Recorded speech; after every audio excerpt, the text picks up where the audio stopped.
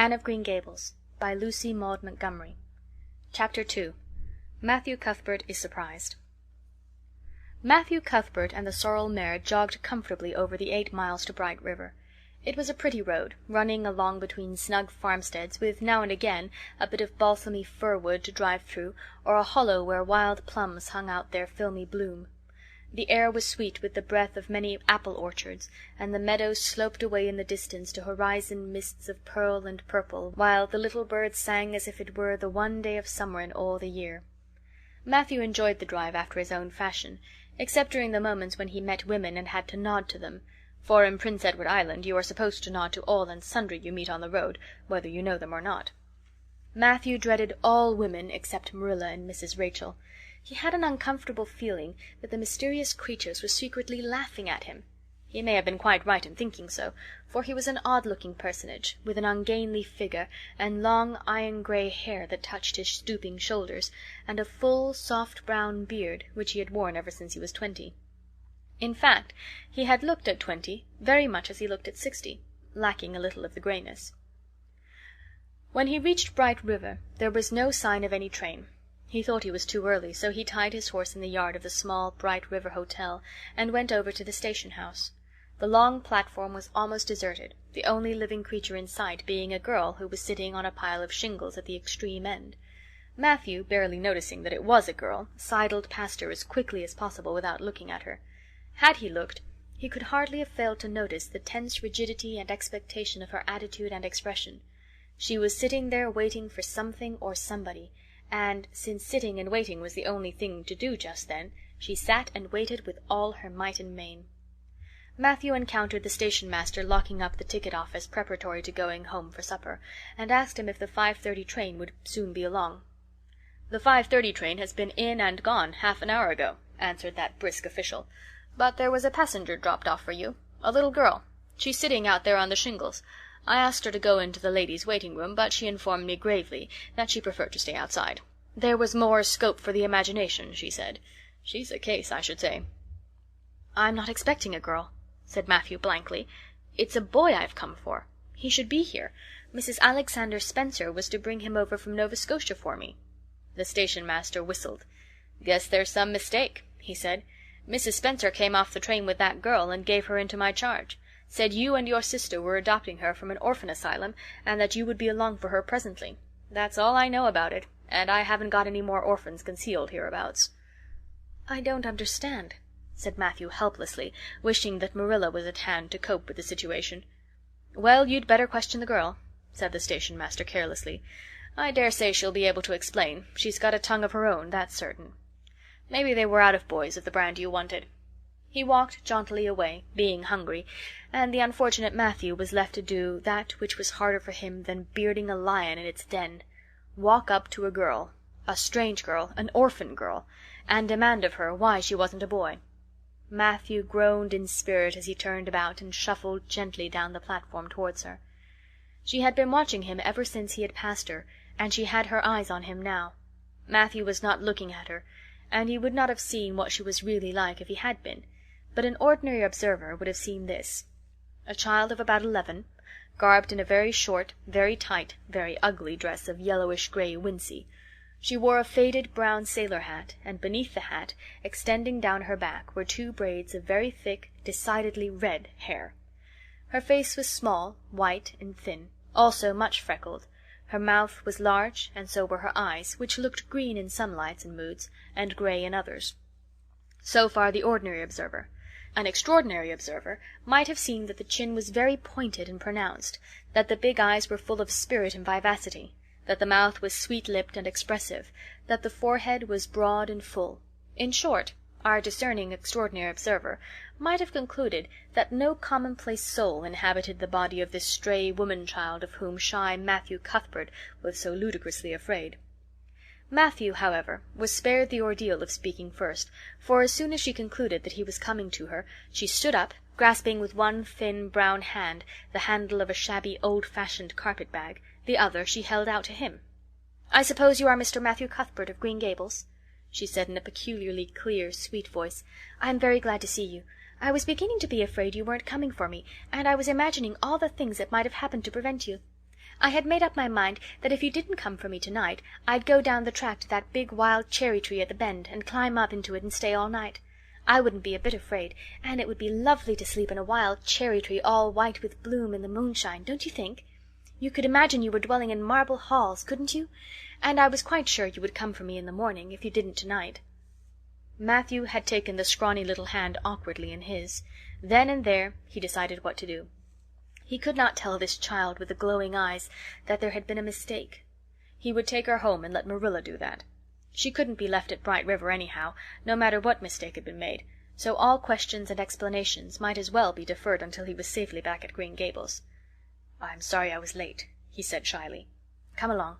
The horse is over in the yard. Give me your bag." "Oh, I can carry it," the child responded cheerfully. "It isn't heavy. I've got all my worldly goods in it, but it isn't heavy. And if it isn't carried in just a certain way, the handle pulls out, so I'd better keep it because I know the exact knack of it. It's an extremely old carpet bag. Oh, I'm very glad you've come, even if it would have been nice to sleep in a wild cherry tree. We've got to drive a long piece, haven't we? Mrs. Spencer said it was 8 miles. I'm glad, because I love driving. Oh, it seems so wonderful that I'm going to live with you and belong to you. I've never belonged to anybody, not really. But the asylum was the worst. I've only been in it 4 months, but that was enough. I don't suppose you ever were an orphan in an asylum, so you can't possibly understand what it is like. It's worse than anything you can imagine. Mrs. Spencer said it was wicked of me to talk like that, but I didn't mean to be wicked. It's so easy to be wicked without knowing, isn't it? They were good, you know, the asylum people. But there is so little scope for the imagination in an asylum, only just in the other orphans. It was pretty interesting to imagine things about them, to imagine that perhaps the girl who sat next to you was really the daughter of a belted earl who had been stolen away from her parents in her infancy by a cruel nurse who died before she could confess. I used to lie awake at nights and imagine things like that, because I didn't have time in the day. I guess that's why I'm so thin. I am dreadful thin, ain't I? There isn't a pick on my bones. I do love to imagine I'm nice and plump with dimples in my elbows." With this, Matthew's companion stopped talking, partly because she was out of breath, and partly because they had reached the buggy. Not another word did she say until they had left the village and were driving down a steep little hill, the road part of which had been cut so deeply into the soft soil that the banks, fringed with blooming wild cherry trees and slim white birches, were several feet above their heads.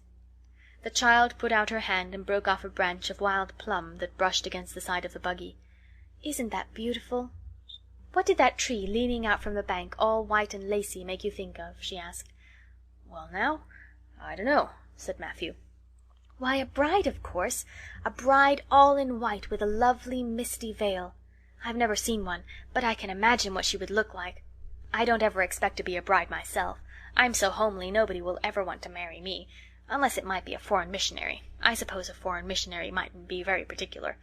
But I do hope that someday I shall have a white dress. That is my highest ideal of earthly bliss. I just love pretty clothes. And I've never had a pretty dress in my life that I can remember. But of course, it's all the more to look forward to, isn't it? And then I can imagine that I'm dressed gorgeously. This morning when I left the asylum I felt so ashamed because I had to wear this horrid old wincey dress. All the orphans had to wear them, you know. A merchant in Hopeton last winter donated 300 yards of wincey to the asylum. Some people said it was because he couldn't sell it, but I'd rather believe that it was out of the kindness of his heart, wouldn't you? When we got on the train, I felt as if everybody must be looking at me and pitying me. But I just went to work and imagined that I had on the most beautiful pale blue silk dress, because when you are imagining, you might as well imagine something worthwhile. And a big hat all flowers and nodding plumes, and a gold watch and kid gloves and boots. I felt cheered up right away, and I enjoyed my trip to the island with all my might. I wasn't a bit sick coming over in the boat. Neither was Mrs. Spencer, although she generally is. She said she hadn't time to get sick, watching to see that I didn't fall overboard. She said she never saw the beat of me for prowling about. But if it kept her from being seasick, it's a mercy I did prowl, isn't it? And I wanted to see everything that was to be seen on that boat, because I didn't know whether I'd ever have another opportunity. Oh, there are a lot more cherry trees all in bloom. This island is the bloomiest place. I just love it already, and I'm so glad I'm going to live here. I've always heard that Prince Edward Island was the prettiest place in the world, and I used to imagine I was living here, but I never really expected I would. It's delightful when your imaginations come true, isn't it? But those red roads are so funny. When we got into the train at Charlottetown and the red roads began to flash past, I asked Mrs. Spencer what made them red, and she said she didn't know, and for pity's sake not to ask her any more questions. She said I must have asked her 1,000 already. I suppose I had too, but how are you going to find out about things if you don't ask questions? And what does make the roads red?" "Well, now, I don't know," said Matthew. "Well, that is one of the things to find out sometime. Isn't it splendid to think of all the things there are to find out about? It just makes me feel glad to be alive. It's such an interesting world. It wouldn't be half so interesting if we knew all about everything, would it? There'd be no scope for the imagination then, would there? But am I talking too much? People are always telling me I do. Would you rather I didn't talk? If you say so, I'll stop. I can stop when I make up my mind to it, although it's difficult." Matthew, much to his own surprise, was enjoying himself. Like most quiet folks, he liked talkative people when they were willing to do the talking themselves, and did not expect him to keep up his end of it. But he had never expected to enjoy the society of a little girl. Women were bad enough in all conscience, but little girls were worse. He detested the way they had of sidling past him timidly with sidewise glances, as if they expected him to gobble them up at a mouthful if they ventured to say a word. That was the Avonlea type of well-bred little girl. But this freckled witch was very different, and although he found it rather difficult for his slower intelligence to keep up with her brisk mental processes, he thought that he kind of liked her chatter. So he said, as shyly as usual, "Oh, you can talk as much as you like. I don't mind." "Oh, I'm so glad. I know you and I are going to get along together fine. It's such a relief to talk when one wants to, and not be told that children should be seen and not heard. I've had that said to me 1,000,000 times if I have once. And people laugh at me because I use big words. But if you have big ideas, you have to use big words to express them, haven't you?" "Well, now, that seems reasonable," said Matthew. "Mrs. Spencer said that my tongue must be hung in the middle, but it isn't. It's firmly fastened at one end. Mrs. Spencer said your place was named Green Gables. I asked her all about it. And she said there were trees all around it. I was gladder than ever. I just love trees. And there weren't any at all about the asylum, only a few poor weeny-teeny things out in front with little whitewashed cagey things about them. They just looked like orphans themselves, those trees did. It used to make me want to cry to look at them. I used to say to them, 'Oh, you poor little things, if you were out in the great big woods with other trees all around you, and little mosses and June bells growing over your roots, and a brook not far away, and birds singing in your branches, you could grow, couldn't you? But you can't where you are. I know just exactly how you feel, little trees.' I felt sorry to leave them behind this morning. You do get so attached to things like that, don't you?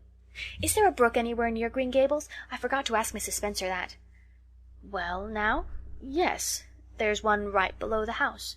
"Fancy! It's always been one of my dreams to live near a brook. I never expected I would, though. Dreams don't often come true, do they? Wouldn't it be nice if they did? But just now I feel pretty nearly perfectly happy.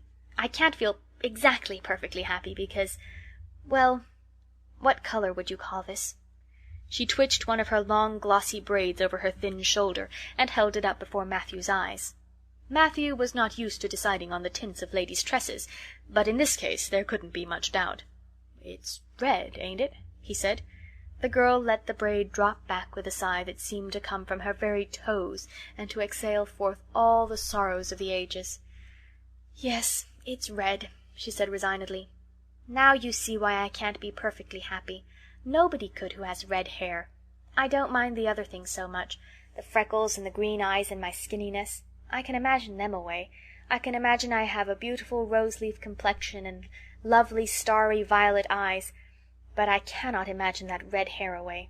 I do my best. I think to myself, now my hair is a glorious black, black as the raven's wing, but all the time I know it is just plain red, and it breaks my heart. It will be my lifelong sorrow. I read of a girl once in a novel who had a lifelong sorrow, but it wasn't red hair. Her hair was pure gold rippling back from her alabaster brow. What is an alabaster brow? I never could find out. Can you tell me?" "Well, now, I'm afraid I can't," said Matthew, who was getting a little dizzy. He felt as he had once felt in his rash youth, when another boy had enticed him on the merry-go-round at a picnic. "Well, whatever it was, it must have been something nice, because she was divinely beautiful. Have you ever imagined what it must feel like to be divinely beautiful?" "Well, now, no, I haven't," confessed Matthew ingenuously. "I have. Often. Which would you rather be if you had the choice? Divinely beautiful, or dazzlingly clever, or angelically good?" "Well, now, I don't know exactly." "Neither do I. I can never decide. But it doesn't make much real difference, for it isn't likely I'll ever be either. It's certain I'll never be angelically good. Mrs. Spencer says, "Oh, Mr. Cuthbert! Oh, Mr. Cuthbert! Oh, Mr. Cuthbert!" That was not what Mrs. Spencer had said. Neither had the child tumbled out of the buggy, nor had Matthew done anything astonishing. They had simply rounded a curve in the road, and found themselves in the avenue. The avenue, so called by the Newbridge people, was a stretch of road 400 or 500 yards long, completely arched over with huge, wide-spreading apple trees, planted years ago by an eccentric old farmer. Overhead was one long canopy of snowy, fragrant bloom.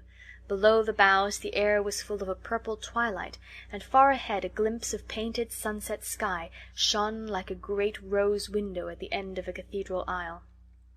Its beauty seemed to strike the child dumb. She leaned back in the buggy, her thin hands clasped before her, her face lifted rapturously to the white splendor above. Even when they had passed out, and were driving down the long slope to Newbridge, she never moved or spoke. Still, with rapt face, she gazed afar into the sunset west, with eyes that saw visions trooping splendidly across that glowing background. Through Newbridge, a bustling little village where dogs barked at them and small boys hooted and curious faces peered from the windows, they drove, still in silence. When 3 more miles had dropped away behind them, the child had not spoken. She could keep silence, it was evident, as energetically as she could talk. "I guess you're feeling pretty tired and hungry," Matthew ventured to say at last, accounting for her long visitation of dumbness with the only reason he could think of. "But we haven't very far to go now, only another mile." She came out of her reverie with a deep sigh, and looked at him with the dreamy gaze of a soul that had been wandering afar, star-led. "Oh, Mr. Cuthbert," she whispered, "that place we came through, that white place, what was it?" "Well, now, you must mean the avenue," said Matthew after a few moments' profound reflection. "It is a kind of pretty place." "Pretty? Oh, pretty doesn't seem the right word to use. Nor beautiful either. They don't go far enough. Oh, it was wonderful, wonderful. It's the first thing I ever saw that couldn't be improved upon by imagination. It just satisfies me here." She put one hand on her breast. "It made a queer, funny ache, and yet it was a pleasant ache. Did you ever have an ache like that, Mr. Cuthbert?" "Well, now, I just can't recollect that I ever had." "I have it lots of times, whenever I see anything royally beautiful. But they shouldn't call that lovely place the Avenue. There's no meaning in a name like that. They should call it, let me see, the White Way of Delight. Isn't that a nice, imaginative name? When I don't like the name of a place or a person, I always imagine a new one, and always think of them so. There was a girl at the asylum whose name was Hepzibah Jenkins, but I always imagined her as Rosalia DeVere. Other people may call that place the Avenue, but I shall always call it the White Way of Delight. Have we really only another mile to go before we get home? I'm glad and I'm sorry. I'm sorry because this drive has been so pleasant, and I'm always sorry when pleasant things end. Still, something still pleasanter may come after, but you can never be sure, and it's so often the case that it isn't pleasanter. That has been my experience anyhow. But I'm glad to think of getting home. You see, I've never had a real home since I can remember. It gives me that pleasant ache again just to think of coming home to a really, truly home. Oh, isn't that pretty?" They had driven over the crest of a hill. Below them was a pond, looking almost like a river, so long and winding was it. A bridge spanned it midway, and from there to its lower end, where an amber-hued belt of sand-hills shut it in from the dark blue gulf beyond, the water was a glory of many shifting hues, the most spiritual shadings of crocus and rose and ethereal green, with other elusive tintings for which no name has ever been found. Above the bridge the pond ran up into fringing groves of fir and maple, and lay all darkly translucent in their wavering shadows. Here and there a wild plum leaned out from the bank like a white-clad girl tiptoeing to her own reflection. From the marsh at the head of the pond came the clear, mournfully sweet chorus of the frogs. There was a little grey house peering around a white apple orchard on a slope beyond, and, although it was not yet quite dark, a light was shining from one of its windows. "That's Barry's Pond," said Matthew. "Oh, I don't like that name either. I shall call it, let me see, the Lake of Shining Waters. Yes, that is the right name for it. I know because of the thrill. When I hit on a name that suits exactly, it gives me a thrill. Do things ever give you a thrill?" Matthew ruminated. "Well, now, "Yes. It always kind of gives me a thrill to see them ugly white grubs that spade up in the cucumber beds. I hate the look of them." "Oh, I don't think that can be exactly the same kind of a thrill. Do you think it can? There doesn't seem to be much connection between grubs and lakes of shining waters, does there? But why do other people call it Barry's Pond?" "I reckon because Mr. Barry lives up there in that house. Orchard Slope's the name of his place. If it wasn't for that big bush behind it you could see Green Gables from here. But we have to go over the bridge and round by the road, so it's near half a mile further." "Has Mr. Barry any little girls?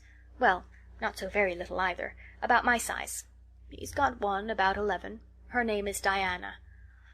"Oh," with a long indrawing of breath, "what a perfectly lovely name."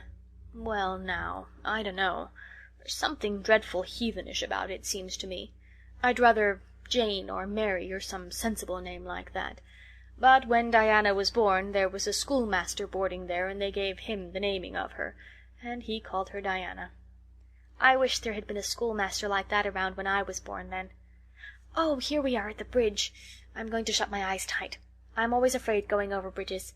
I can't help imagining that perhaps just as we get to the middle they'll crumple up like a jackknife and nip us. So I shut my eyes. But I always have to open them for all when I think we're getting near the middle. Because, you see, if the bridge did crumple up, I'd want to see it crumple. What a jolly rumble it makes! I always like the rumble part of it. Isn't it splendid there are so many things to like in this world? There, we're over. Now I'll look back. Good night, dear lake of shining waters. I always say good night to the things I love, just as I would to people. I think they like it. That water looks as if it were smiling at me." When they had driven up the further hill and around a corner, Matthew said, "We're pretty near home now. That's Green Gables over—" "Oh, don't tell me," she interrupted breathlessly, catching at his partially raised arm and shutting her eyes that she might not see his gesture. "Let me guess. I'm sure I'll guess right." She opened her eyes and looked about her. They were on the crest of a hill. The sun had set some time since, but the landscape was still clear in the mellow afterlight. To the west a dark church spire rose up against a marigold sky. Below was a little valley, and beyond a long, gently rising slope with snug farmsteads scattered along it. From one to another the child's eyes darted, eager and wistful. At last they lingered on one away to the left, far back from the road, dimly white with blossoming trees in the twilight of the surrounding woods. Over it, in the stainless southwest sky, a great crystal-white star was shining like a lamp of guidance and promise. "That's it, isn't it?" she said, pointing. Matthew slapped the reins on the sorrel's back delightedly. "Well now, you guessed it. But I reckon Mrs. Spencer described it so's you could tell." "No, she didn't. Really she didn't. All she said might just as well have been about most of those other places. I hadn't any real idea what it looked like, but just as soon as I saw it I felt it was home. Oh, it seems as if I must be in a dream. Do you know, my arm must be black and blue from the elbow up, for I've pinched myself so many times today. Every little while a horrible sickening feeling would come over me, and I'd be so afraid it was all a dream. Then I'd pinch myself to see if it was real, until suddenly I remembered that even supposing it was only a dream, I'd better go on dreaming as long as I could, so I stopped pinching. But it is real, and we're nearly home." With a sigh of rapture she relapsed into silence. Matthew stirred uneasily. He felt glad that it would be Marilla, and not he, who would have to tell this waif of the world that the home she longed for was not to be hers after all. They drove over Lynn's Hollow, where it was already quite dark, but not so dark that Mrs. Rachel could not see them from her window vantage, and up the hill and into the long lane of Green Gables. By the time they arrived at the house, Matthew was shrinking from the approaching revelation with an energy he did not understand. It was not of Marilla or himself he was thinking of the trouble this mistake was probably going to make for them, but of the child's disappointment. When he thought of that rapt light being quenched in her eyes, he had an uncomfortable feeling that he was going to assist at murdering something, much the same feeling that came over him when he had to kill a lamb or calf or any other innocent little creature. The yard was quite dark as they turned into it, and the poplar leaves were rustling silkily all around it. "Listen to the trees talking in their sleep," she whispered as he lifted her to the ground. "What nice dreams they must have." Then, holding tightly to the carpet-bag which contained all her worldly goods, she followed him into the house. End of chapter 2.